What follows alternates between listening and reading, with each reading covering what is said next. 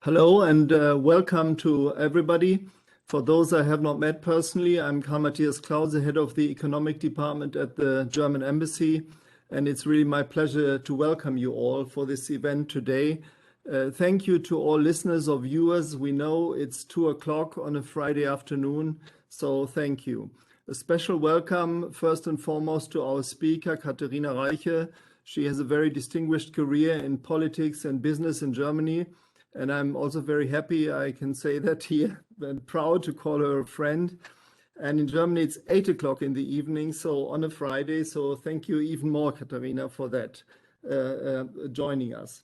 Our host today is, as before, the Center for Research and Innovation in New York. And I would like to thank this great, very professional team for hosting this, preparing, and I'm sure also doing this perfectly today. And the Center for Research and Innovation in New York is one of the flagships of German science diplomacy, and we are very happy to work together with them. Thank you very much also to Nikos, one of the leading energy experts in Washington of CSIS, who will host today's event and introduce the topic and our speaker. Let me just say that we are basically talking about the interesting topic of green transition of our economies. There is political and popular support. There are government and international goals like the Paris Agreement that you all know. There is scientific evidence, and now we just need somebody to do it. And that's where Katharina comes in, or in a larger sense, the business side of our economies and societies. Governments can set goals, give incentives, but the transition really has to be done by innovation and entrepreneurs.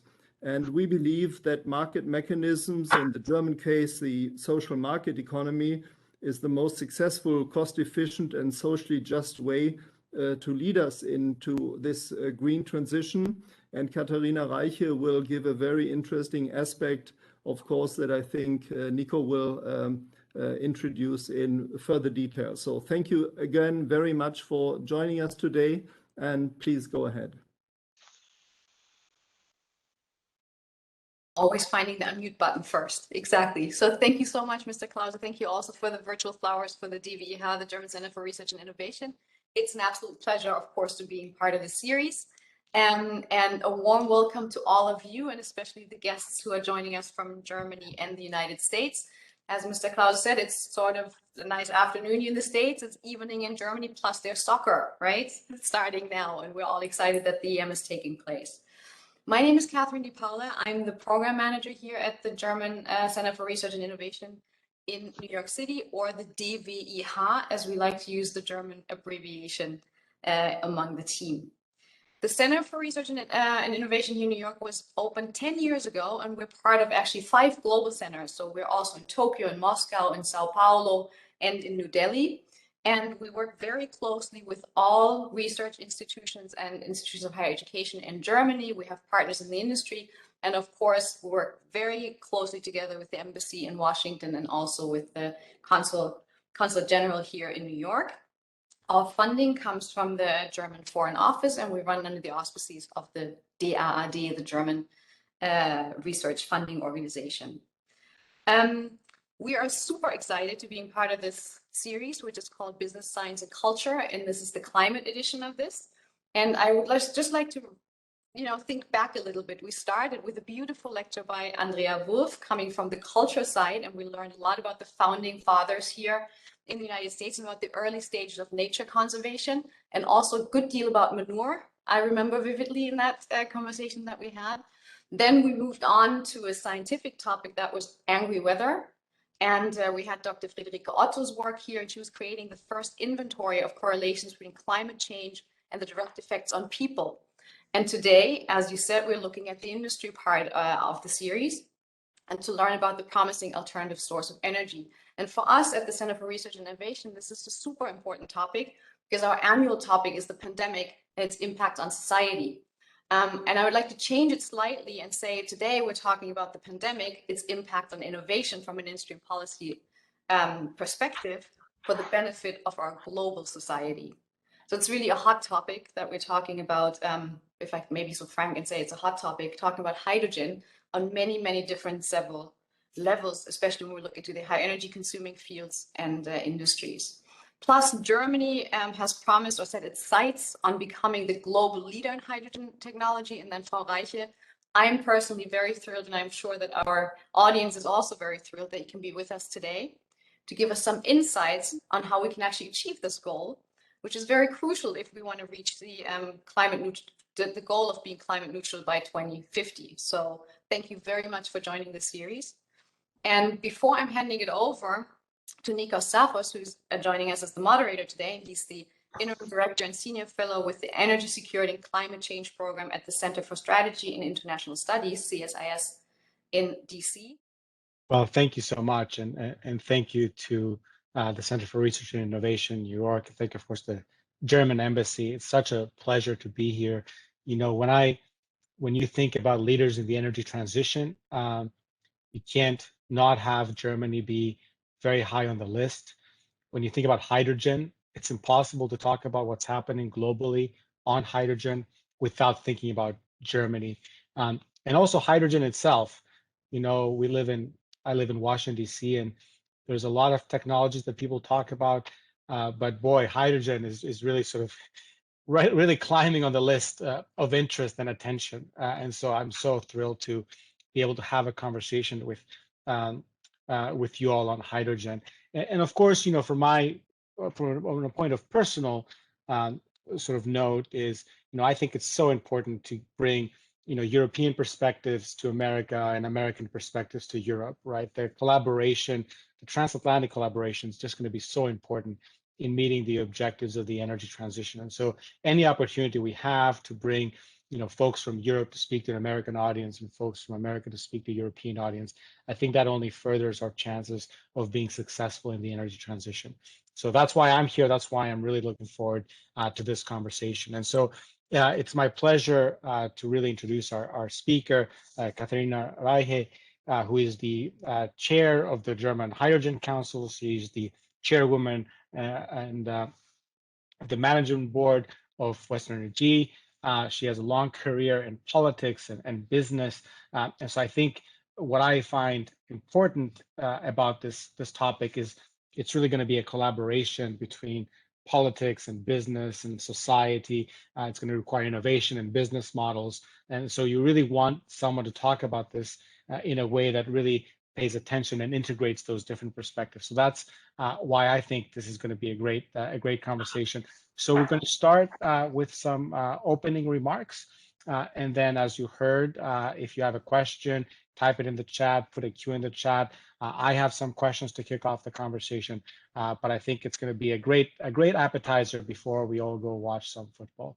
So with that, I will pass on the floor, Ms. Reiche. Thank you. Thank you so much. Thank you for the really nice introduction.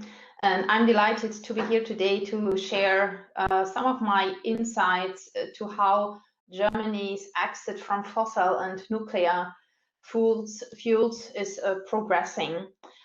We are meeting in extraordinary times where towering challenges loom for us as a global community.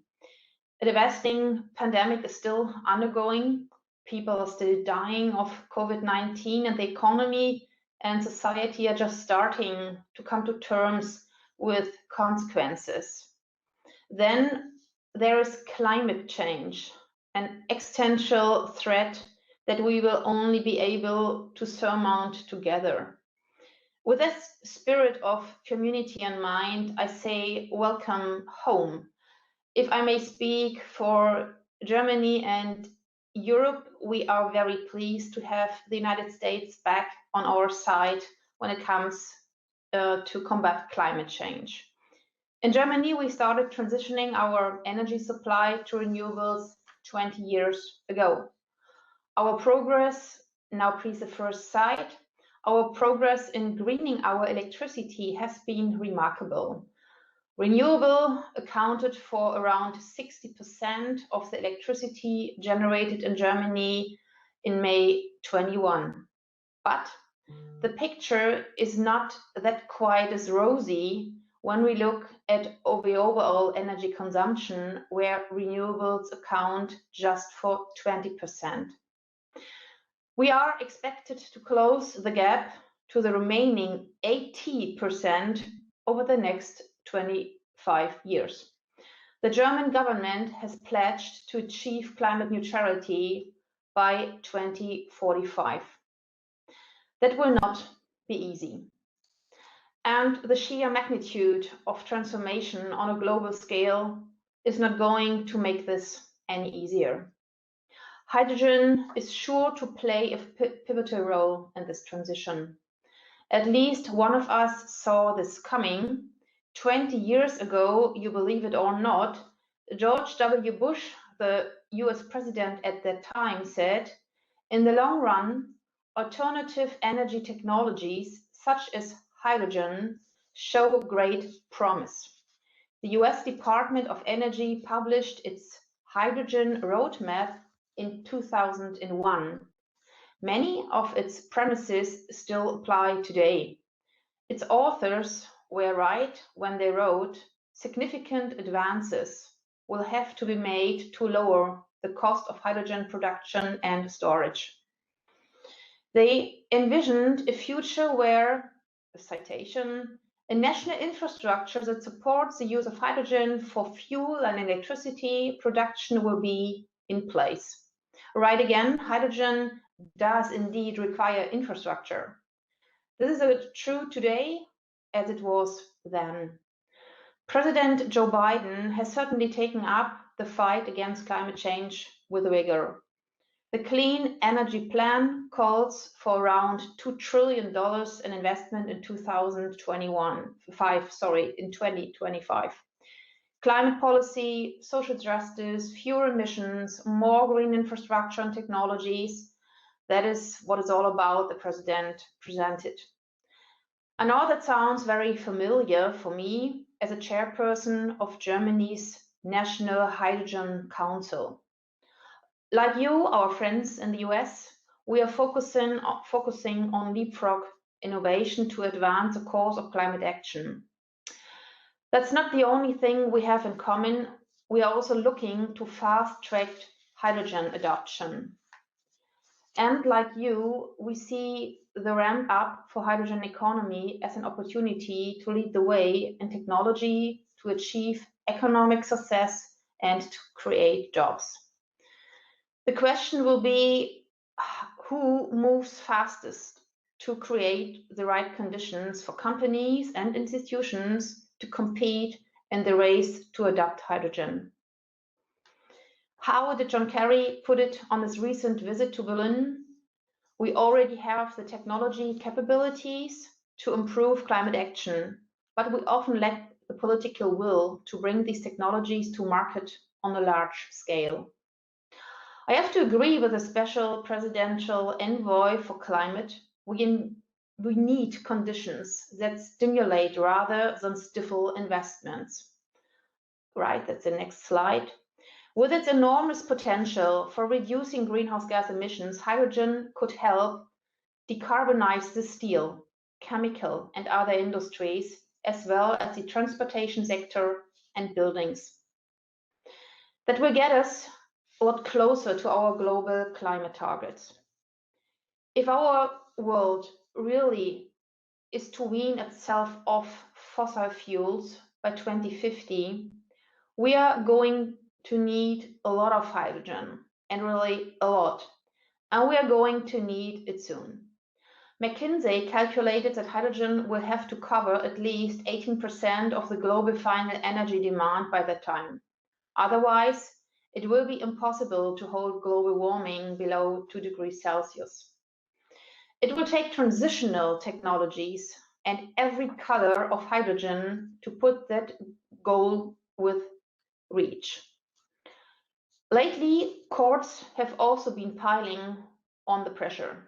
Germany's Federal Constitutional Court, for example, established a direct link between today's policies and future generations' civil liberties. We simply cannot put these burdens on the back burner. This court's ruling prompted the German government to set even more ambitious climate targets within just a few weeks, a move that impressed many, one being John Kerry. An Amsterdam court imposed similar climate policy requirements on the oil multinational Shell. Other rulings of this nature are sure to follow. Climate-related litigation is surging with more than 1,500 cases underway worldwide. Studies show that each decision made and every step taken to protect the climate drives global demand for hydrogen. We need hydrogen wherever electrification is not technically feasible or economically viable option. This is why businesses are so keen to invest in this area. German mills want to produce climate-neutral steel. Airbus aims to launch its first commercial hydrogen aircraft. Alstom has already started building hydrogen-powered trains.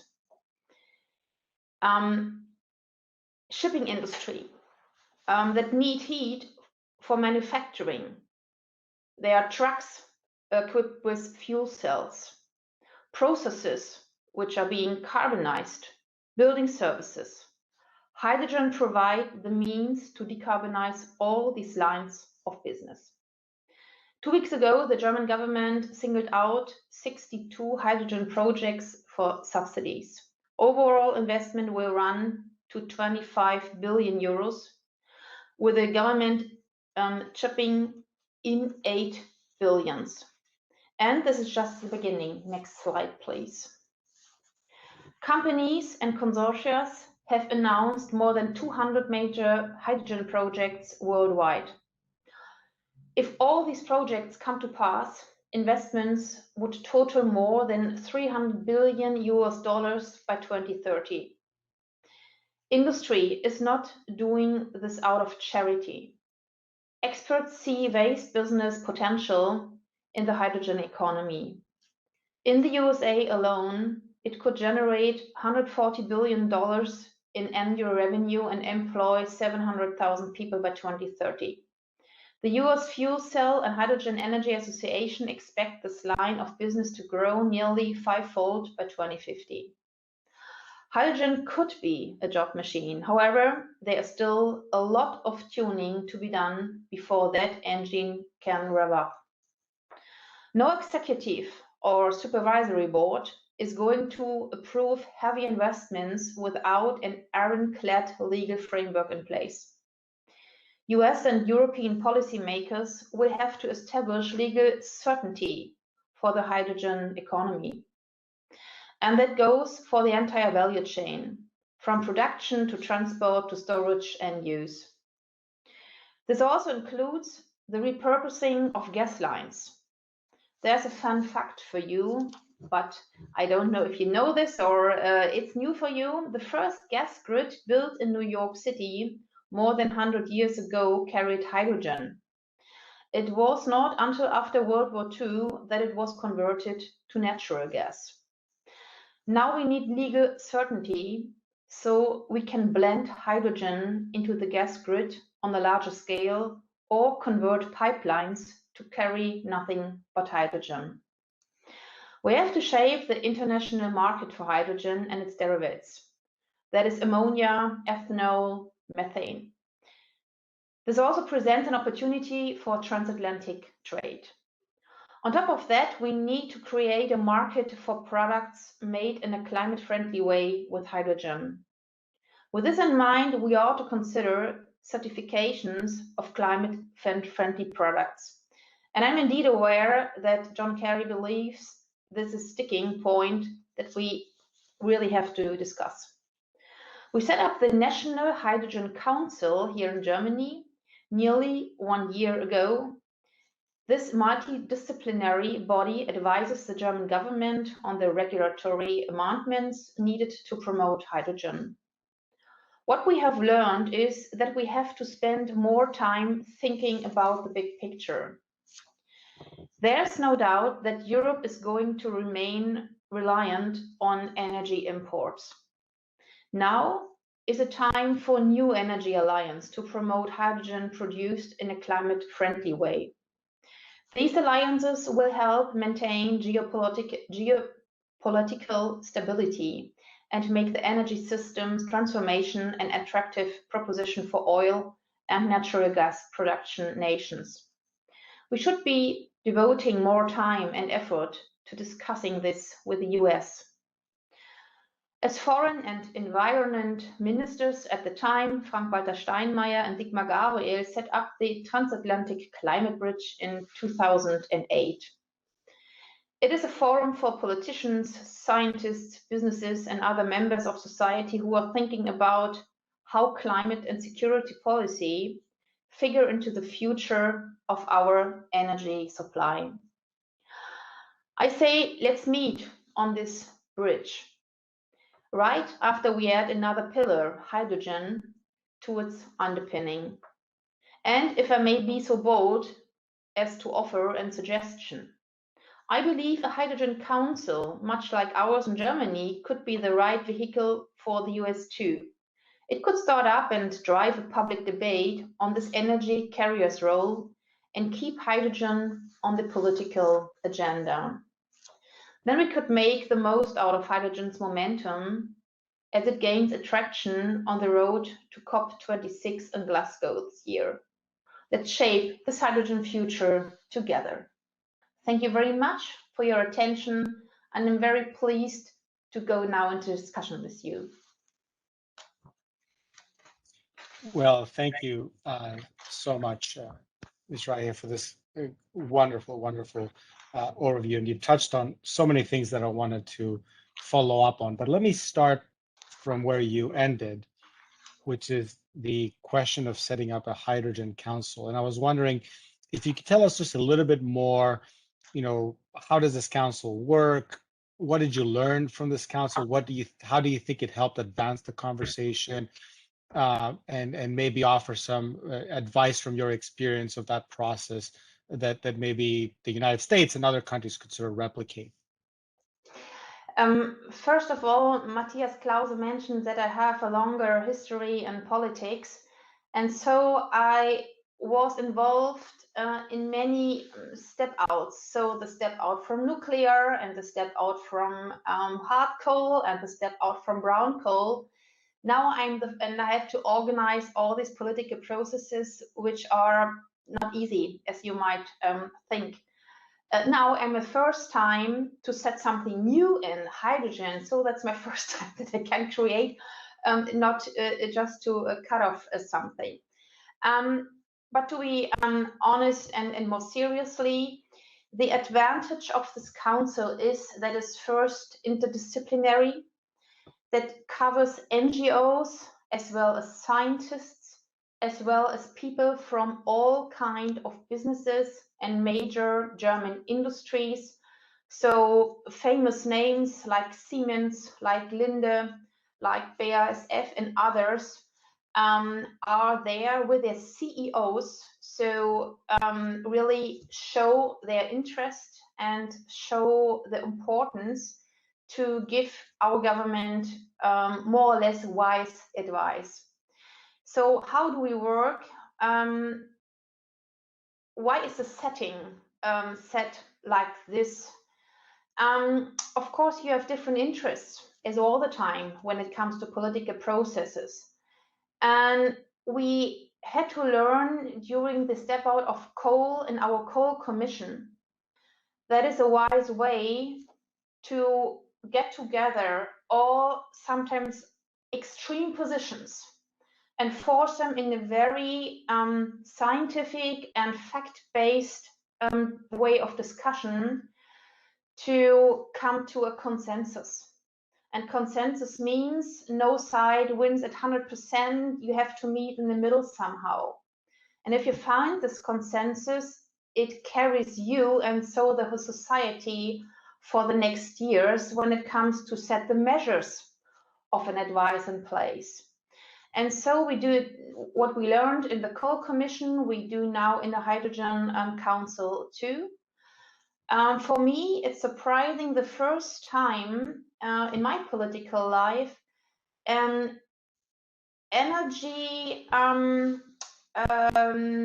well, a political topic with an energy policy is supported by more or less around the globe, Europe, the national government, the parties, unions, NGOs, because everybody knows the only way really to get this carbon neutrality by 2045, 2050 is to use hydrogen. Hydrogen is not a maybe or we have to think about, it's now a must.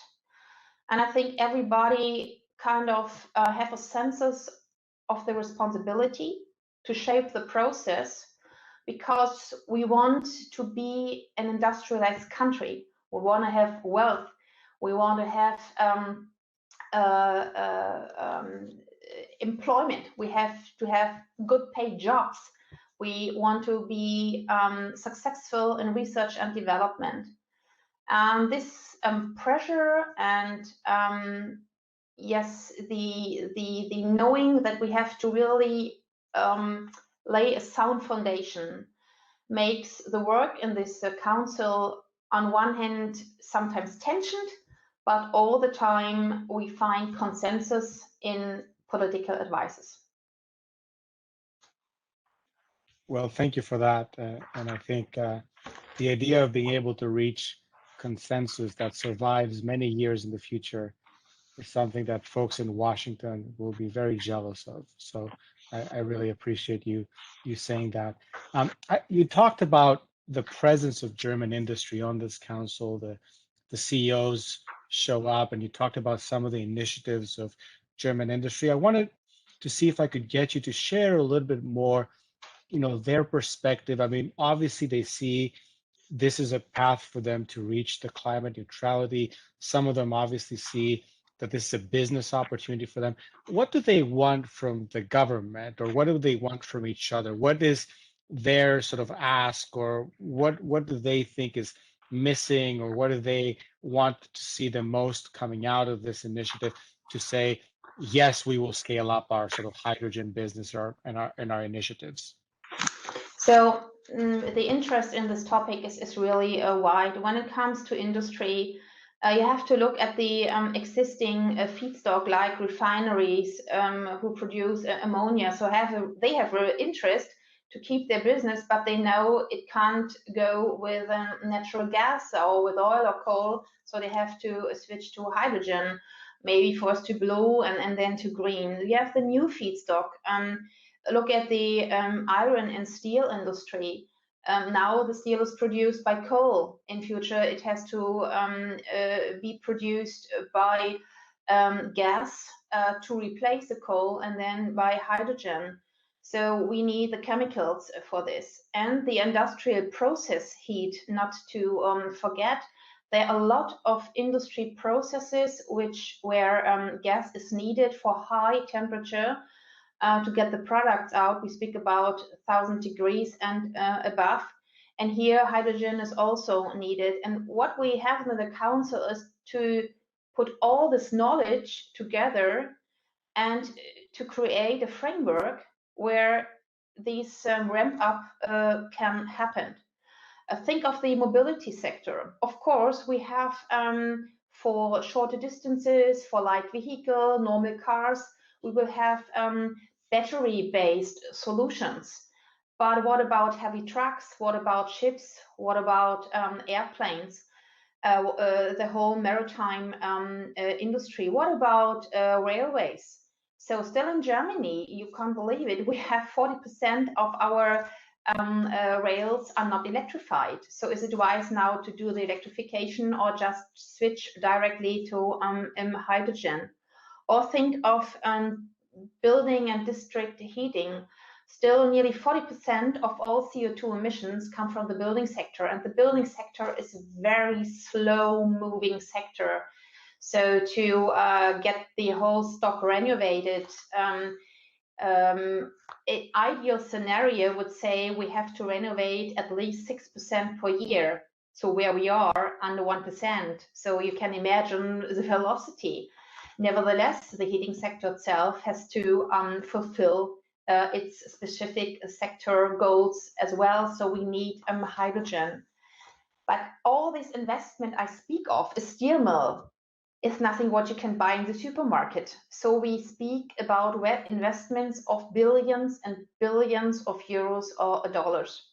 And that's why industry asks politics for a secure framework. These investments will last 20 years, even longer.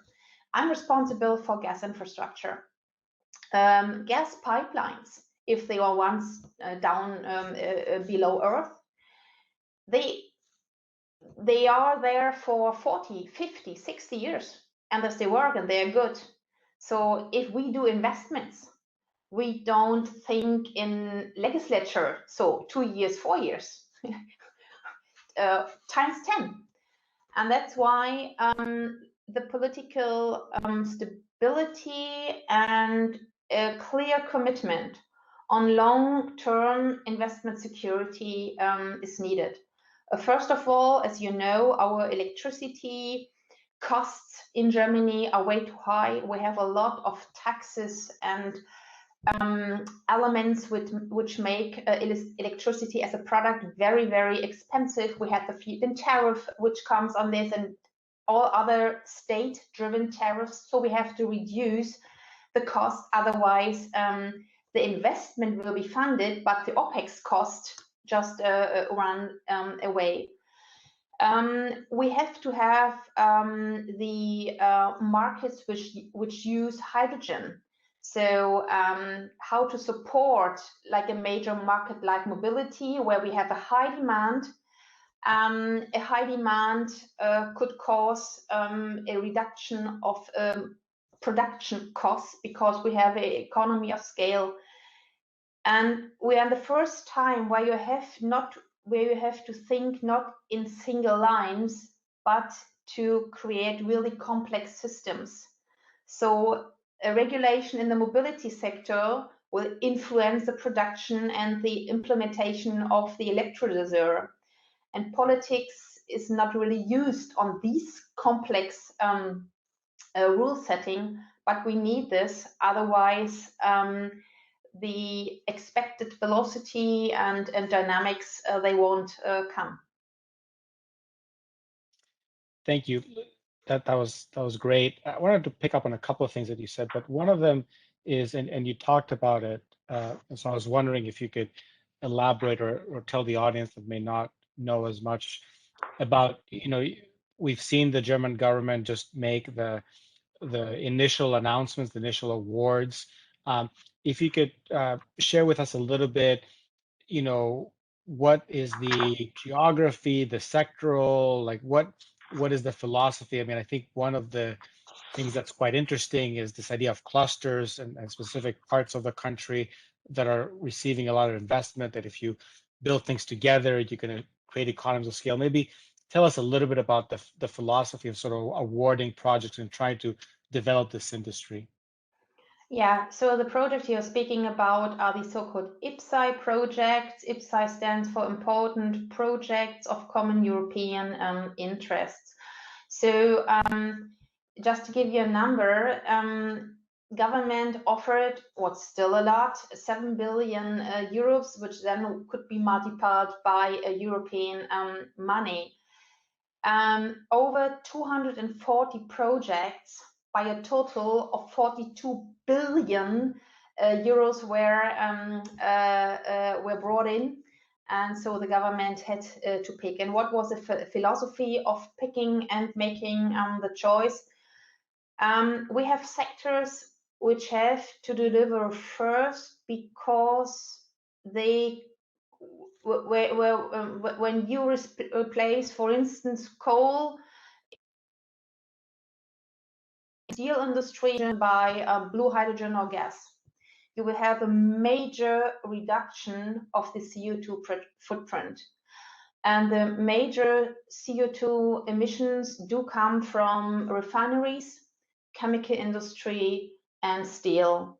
So there, the replacement of fossil fuel-based processes into hydrogen will lead us into a significant reduction of CO2 emissions. So what government did is to pick these projects which cover these major reduction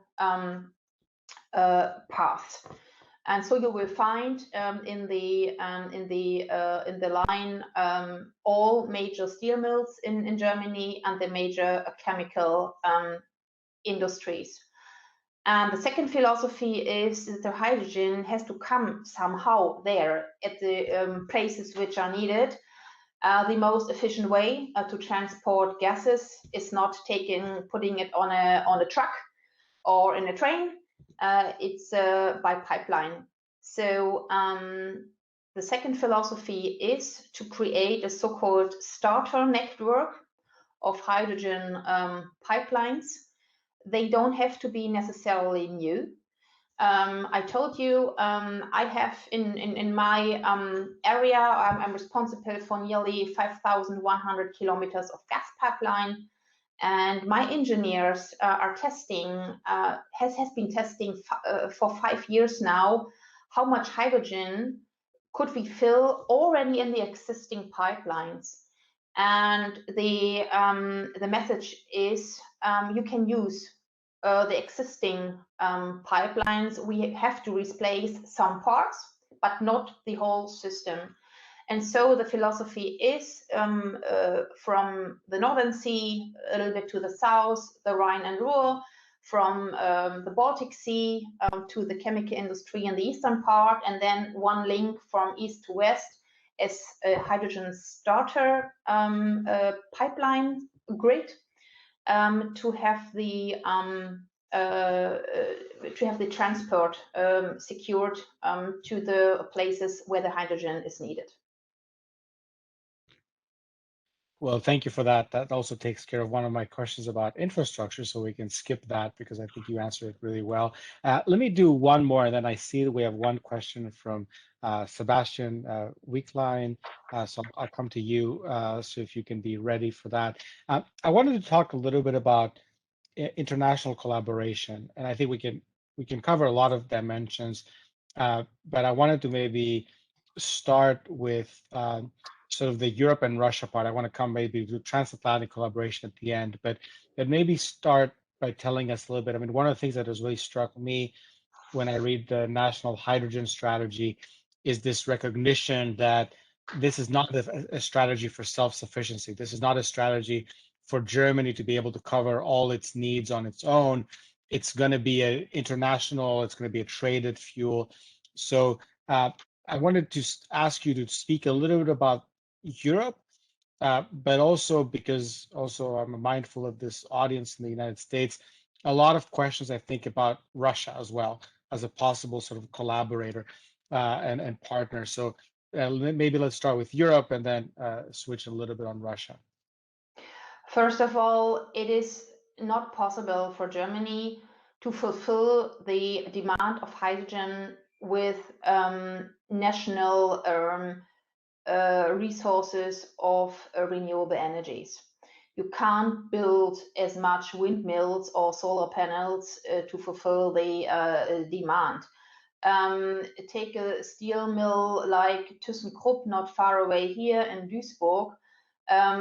They would need as much as hydrogen for reducing their existing processes as now the whole chemical industry needs for their own hydrogen production to have ammonia produced. One steel mill. So, and if we would replace the 7% of green hydrogen we have right now, and to convert this in windmills, you would have to build 2,000 extra windmills. So in just a small amount, and we haven't spoken about buildings and shipping industry and so on. So what is the takeaway? Germany has always been an importer of energy, oil, gas, coal, and it will be import not necessarily pure hydrogen, but converted into ammonia, methanol, or other derivatives. And here it will be interesting that the partners in future will be more diverse. So we, as you might have noticed, a country far away, like Australia, is really pushing hard to implement an import initiative and import network towards Europe to produce their hydrogen, Australia far away, and to ship it over to Europe. You would say, isn't that crazy to have a windmill somewhere in Australia and then ship it over? It might look crazy right now, but we will see that partnerships will develop, which we haven't seen before. Other projects Siemens is building right now look to Chile, so South America. And North Africa, our Minister of Development is very keen to develop Africa. Others look to Saudi Arabia and the world where now we have our oils coming from. And of course, there's Russia. And also Russia is not just standing at the side. Russia puts its own hydrogen strategy in place, even before Germany did. So they want to play in the market too. And I can't tell when and how, but what I know is that we have to discuss with Russia possible imports of blue hydrogen or derivatives. We will discuss about these projects too. At least the technical side seems to be ready, as far as I know, and as far as I understood. Our engineers, Nord Stream 2 could be H2 ready too, so it's already built for not only transport of methane, but also for hydrogen. Thank you. I'm going to go to the audience and ask Sebastian Winklein to ask his question. I also just wanted to let you know there's a good debate happening on the chat. It's not really a question about the color of hydrogen. So I'm going to come to you and ask you to just clarify the German position on sort of green and blue and all sorts of colors that we were talking about. But let me start with Sebastian first. Yeah, thank you for taking my question, Nikos. Great presentation, Katherina. I'm with Fraunhofer USA, and my question is, what do you think are the most important drivers of cost with hydrogen technology that need to be addressed by R&D in terms of hydrogen generation, transport, storage, and consumption? Okay, thank you, Sebastian, for this interesting question. Let me say first, the National Hydrogen Council have a very close relationship to the Fraunhofer organization. Fraunhofer 3 institutes, for instance, the EASY in Freiburg, I know you know them, and in other institutes, they wrote a study for us.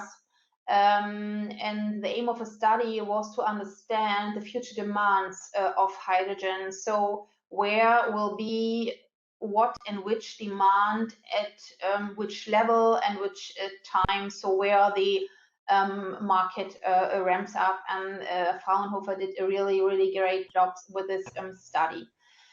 What are the most important costs? First of all, electricity. As I said, the product electricity is too expensive in Germany. If you have a megawatt hour for gas, you are right now somewhat around 20 euros. When it comes to gray hydrogen, you're already around 30 to 40. If you then would use green hydrogen, which comes then from electrolysis, which is a very electricity intensive process, you end up in the 80s, 90s. So a kilogram, to make it more clear, would cost somewhat around 6 to 9 euros. And we need to be competitive a kilogram below 1 euro.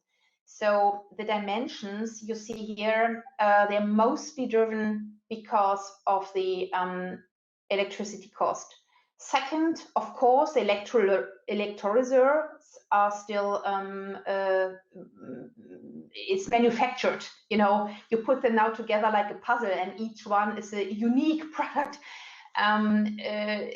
with unique products. And like in manufacturing, we can't deliver the high demands which are needed.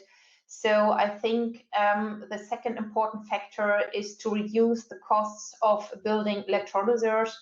McKinsey's study says in total installation of 52 until 60 gigawatts around the world would then lead to a significant decline of the electrolyzers cost. And then products which contains hydrogen are still more cost intensive than products from oil or from coal. So if we force the steel industry to produce green steel, there has to be somebody to buy then the more expensive green steel. So you have to have a mechanism which makes it attractive to use green steel instead of normal steel. So we have a carbon contract for difference in discussion. And thinking about what Matthias Klause said to the very beginning, social market economy, you have to have not a whole bunch of price signals. You have to have one clear signal, and that is the CO2 price. So if we would have in Europe a clear CO2 signal and put away all other things, that would give stability, that give a clear signal to the markets that the technology which has a low CO2 impact would be more competitive than one with a high one. But the truth is that we have different subsidy systems which sometimes not helping each other, but doing the opposite thing. And what I would really have in favor is that we have the emission trading system, not only in Europe. We have to, I would say, we have to reshape it in Europe too. But of course, it would be the best. CO2 would be a global good with a price and a clear signal to have really a level playing field. And maybe until the US came back and even China are starting to really have their own goals, I'm a little bit more optimistic that we come step by step to a global system, what really would help and make then investments more stable. Thank you for that. Can I ask you to make a brief comment on sort of hydrogen colors? And I think there was a specific question also around sort of natural gas with carbon capture, but just more broadly, I think if you can speak to how the German government thinks about this. Well, yes, the color of hydrogen. Sometimes I think that is a really German case. Before even we have enough green hydrogen, we have a discussion of all colors. So green hydrogen obviously is are the most expensive, but also the most cleanest one. So it comes from electrolysis, and the electrolysis is done by renewable energies like PV, like wind onshore, offshore, whatever. Then we have the blue one, which is a process where the normal process from gray hydrogen, but you separate the CO2 and capture, and you have the storage. Turkish one is pure pyrolysis. So if you have the methane molecule, which a chemist would say is a really nice molecule, and you cut this, you have the carbon, you put this aside, and you have the hydrogen. Then you have pink or yellow hydrogen, which is generated from nuclear power. And a total new one is orange hydrogen, which comes from biomass and from waste incineration, where also you can produce hydrogen and use it, for instance, for public buses and public transport. So, in Germany, we have a lot of fun to discuss what colors and what we like and what we don't like, and where we should put the funding on and where not. To come to a serious point, if CO2 reduction in this short period of time is needed, and we can replace things like coal and steel, we should also take blue or even gas in the meanwhile until we have enough green hydrogen available, than to do nothing and to wait until somehow, somewhen we have enough green hydrogen. But this debate is still undergoing. This debate is not solved yet, and we will see what the next government will go for. Thank you. I wanted to come back to the idea of international collaboration, but I did want to see there was one question, I think, from Burkhard Zoller on the hydrogen mobility. I'm not sure if you wanted to ask that question before we close on international collaboration. Yeah, if I can make a comment on this. There has been a fleet of, like cabs. Daimler had a fleet running on hydrogen in the 80s in Berlin.